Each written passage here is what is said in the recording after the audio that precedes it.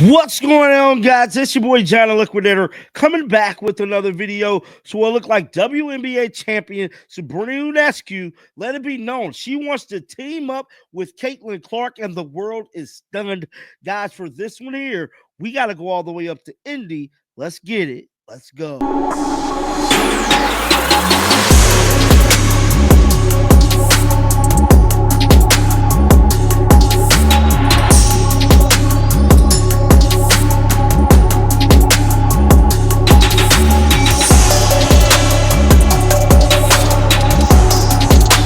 Correctly, New York Liberty owned Sabrina Ionescu, let it be known she would love to team up with Caitlin Clark, especially in the three-point contest.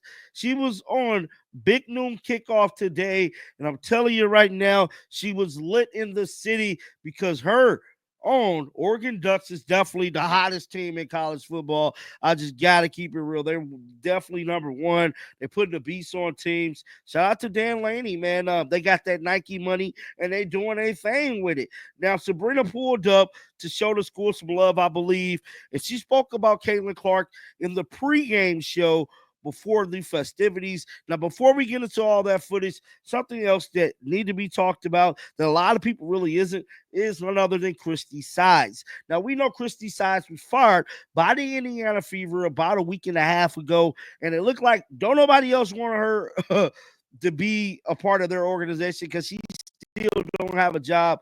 But one thing I can tell you guys is for sure is that she definitely is still getting paid because the Indiana Fever still owe Christy Sides a nice chunkable bag, which we finna get into some of that footage later on in this episode. Now, with all that being said, let's check out Sabrina Ionescu speak about Caitlin Clark. Roll the footage. It was all part of the story, and blessed to be able to play 4 years here. Sabrina, you did the three-point contest against Steph Curry last year. Now, I hear that they want to go back and go 2-on-2, Steph and Clay. Who would your partner be if you get to do this? It's not Tyvis. I'm just saying, I'm available. I'm just telling you, You're available? No, I'm available. You don't want that. I'm just telling you, listen, I taught Steph what he does. What are you talking about? Jesus. I mean, if I would have to choose, I'm taking Caitlin Clark on my team. Oh, there we go. Whoa. Did y'all hear that? Well, Brianna Stewart. How did y'all hear that? Caitlin Clark wasn't even a person they gave out, bro. She said if it was a three-point contest, she taking Caitlin Clark on her team.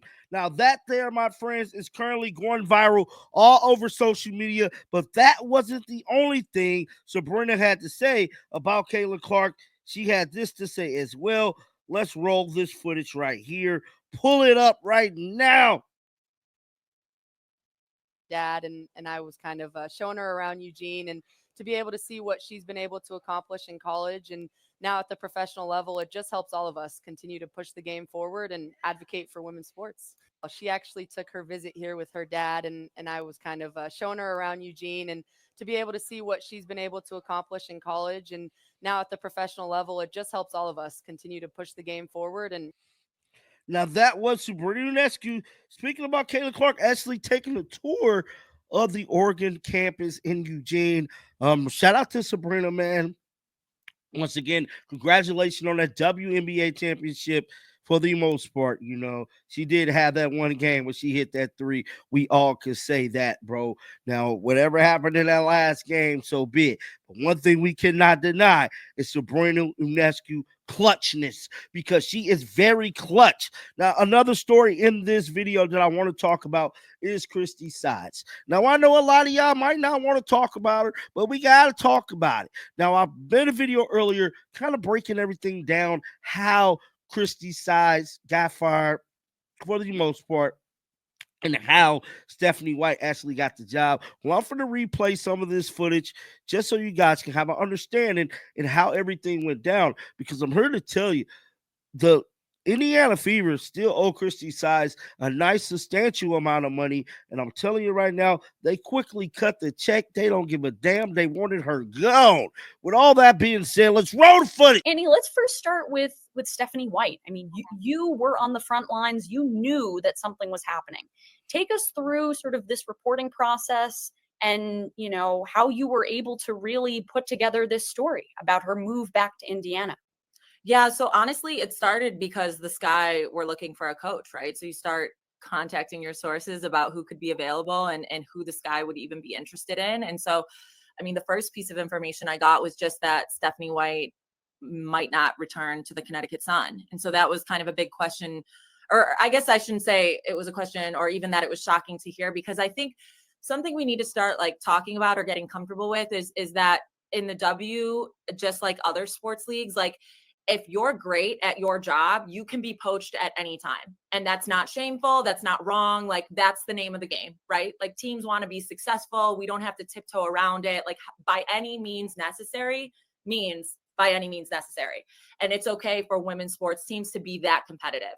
And so when I first heard like, oh, Stephanie might not return to the Sun, my thought was like, do the Sky really have a shot at her, right? Because the Sky's history since winning their title has been anything but glamorous and has been anything but top tier. And when you're talking about a coach like Stephanie, she's a top tier coach. So for me, it really started with, again, trying to understand the landscape that included the Sky. And once I started to hear, you know, where Stephanie was, which team Stephanie was talking to, it kind of became clear, okay, this is where she's going to end up, right? She's from Indiana. Family obviously was a huge factor in her decision. And I think the other thing is when you consider her having that last year on her contract in Connecticut, is franchises don't want to be pegged as the team that won't let that's holding someone that doesn't want to be there, right? Because if you have a coach who's expressed a desire, again, I'm just using a coach as an example because we're talking about Stephanie here. If you have any employee who's expressed a desire to be elsewhere and you're not able to either match what they're being offered or create a circumstance where they want to be there, what purpose does it serve to, you know, prevent them from going and pursuing other opportunities, right? Because I think a lot of times when we're talking about coaches pursuing other opportunities, I could use James Wade as an example. You know, when he was talking to the Toronto Raptors, he obviously talked with the Sky about it and they said, go ahead and have these conversations. They were in the know about it. And it doesn't serve anybody to prevent those conversations from happening, right? Because I've gotten a lot of questions about that. Well, why would the Sun allow her to go out and talk to other teams? It's like, well, why wouldn't they if she's expressed a desire to potentially be elsewhere? So, yeah, I mean, it started as just an interest, you know, to be closer to home. And then I think once it became clear that there were actually going to be opportunities to make that happen, it's, you know, the fever made all the sense in the world. Yeah, I mean, just to add to that a little bit, I mean, there have been other situations in the league's history where you have executives that don't allow their coaches to speak to other teams. I've heard that has happened before, especially with the Connecticut Sun under previous leadership. So, you know, Jen Rosati allowed Stephanie White to talk to other teams. It was a courtesy that, you know, did not happen in the past under different leadership. So anyway, that is how Stephanie returned to Indiana. You know, I mean, the Indiana Fever are making moves. They, you know, let their head coach Christy Sides go. I can report that they are going to be paying Stephanie White's final year on her Sun contract and Christy Sides' final 2 years. So clear. Now that there was them letting it be known that the Indiana Fever is responsible for paying none other than Stephanie White final year and Christy Sides final year with the organization. But guys, I want to know your thoughts about this. Get down in the comment section.